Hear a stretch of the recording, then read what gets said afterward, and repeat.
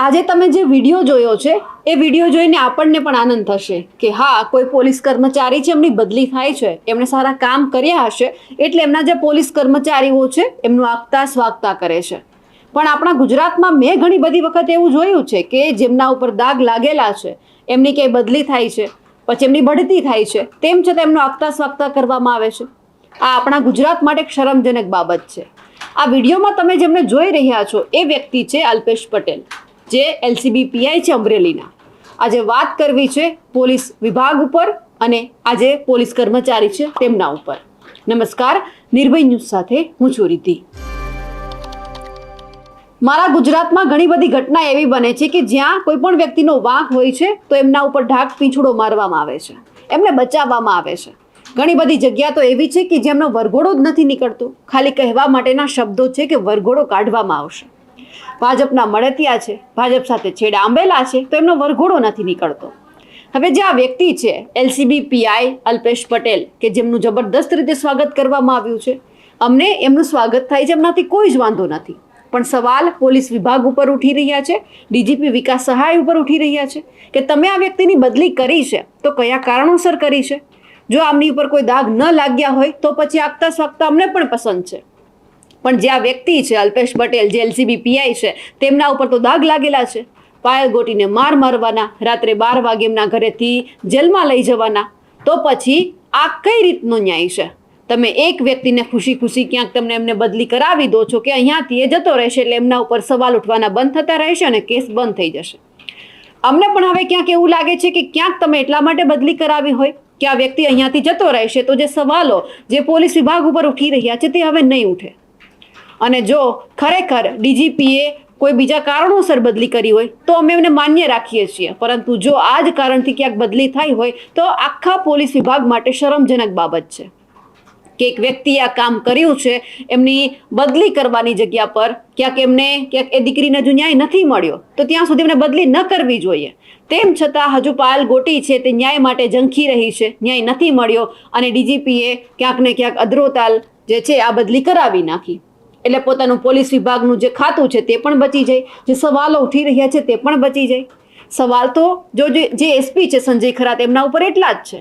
પણ આ વિડીયો જોયા પછી એવું લાગે છે કે આ તમામ પોલીસ કર્મચારીઓ સમજવા જેવી વાત છે કે કોઈ સારા કામ કરીને અહીંયાથી જાય છે, ખૂબ ગમે છે બધા લોકોને, પણ એક વ્યક્તિના કેસની અંદર આ વ્યક્તિ ઉપર ક્યાંક ને ક્યાંક આશંકા રહેલી છે કે એમને પાયલ ગોટીને મારી છે, તો પછી હજુ સુધી ન્યાય નથી મળ્યો તો કઈ ખુશીમાં આગતા સ્વાગતા થાય છે.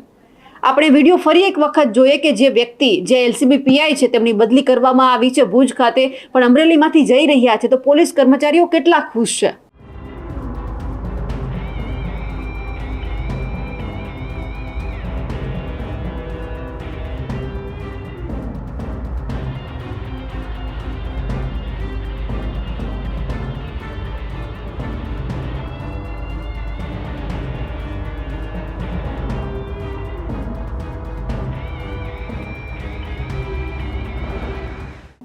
આ આપણું ગુજરાત છે કે જ્યાં જે વ્યક્તિ ઉપર ક્યાંક આરોપ લાગે છે એમને જ બચાવવા માટે કાવા દાવા એટલા જ થાય છે. પોલીસ કર્મચારી ઉપર ક્યાંક આંગળી ઉઠે છે તો એમના જ પોલીસ અધિકારીઓ, જે ઉચ્ચ અધિકારીઓ છે તેમને બચાવી લેશે. બીજા ઉદ્યોગપતિઓ છે તેમના ઉપર આશંકા વ્યક્ત કરવામાં આવે છે કોઈ બાબતે તો ભાજપના નેતાઓ બચાવી લેશે. મરો અહીંયા સામાન્ય જનતાનો છે. ન્યાય માટે આ દીકરી હજુ પણ ઝંખી રહી છે, હાઈકોર્ટના દરવાજા ખખડાવી રહી છે, રિપોર્ટ માંગી રહી છે. રિપોર્ટ આપવાની તો દૂર દૂરની વાત છે, પણ ક્યાંય એમને હજુ પણ એવું નથી લાગતું કે ન્યાય મળશે. ન્યાય મળે ત્યાં સુધીમાં તો સાહેબે અધરતાલ બદલી કરાવી નાખી. એટલે હવે સવાલ ક્યાં પૂછવા જવાના, કોને પૂછવા જવાના કે શું થયું આ કેસમાં, ક્યારે ન્યાય મળશે? તમે બદલી કરો છો, સસ્પેન્ડ કરો છો, બધું તમારા ઉપર છે, પણ તમે એક વખત મુદ્દાને ધ્યાનમાં તો લો.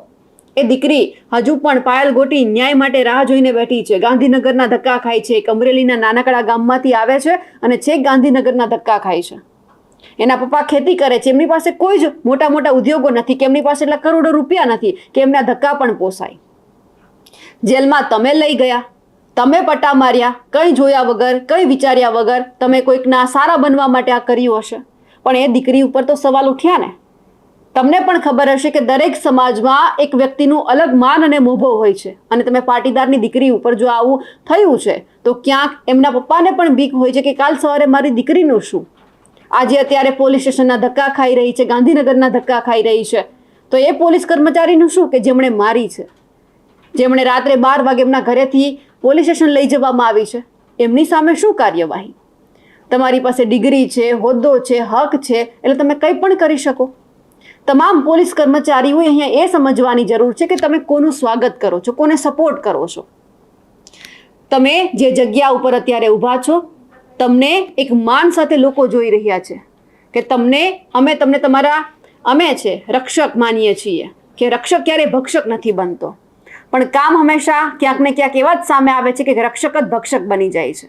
અમને તમારા ઉપર વિશ્વાસ છે કે તમે અમારું રક્ષણ કરશો, પણ તમે તો રક્ષણની જગ્યા પર બદલી લઈને જતા રહો છો. તો પાછળ જે ગુનો થયો છે, જે કાંડ થયો છે, એમનું શું? એ લોકો તો વર્ષોથી રાહ જોતા રહેશે કે ક્યાંક ન્યાય મળશે. હવે તો એવું લાગે છે કે ન્યાયની જે પરિભાષા છે તે પણ બદલાઈ ગઈ છે. હવે ડીજીપી વિકાસ સહાય ઉપર પણ આંગળી ઉઠી રહી છે કે તમે એટલા માટે જ કે તમારા પોલીસ કર્મચારીઓ ઉપર આંગળી ન ઉઠે એટલા માટે તમે આ વ્યક્તિની બદલી કરાવી છે. એક વખત તમારે દીકરીની સામું પણ જોવું જોઈતું હતું. અમારા અહેવાલને લઈને આપનું શું કહેવું છે કમેન્ટ કરીને ચોક્કસથી જણાવજો. સાથે જ અમારી નિર્ભય ન્યૂઝ ચેનલને લાઇક, શેર અને સબસ્ક્રાઇબ કરવાનું ભૂલશો નહીં. નમસ્કાર.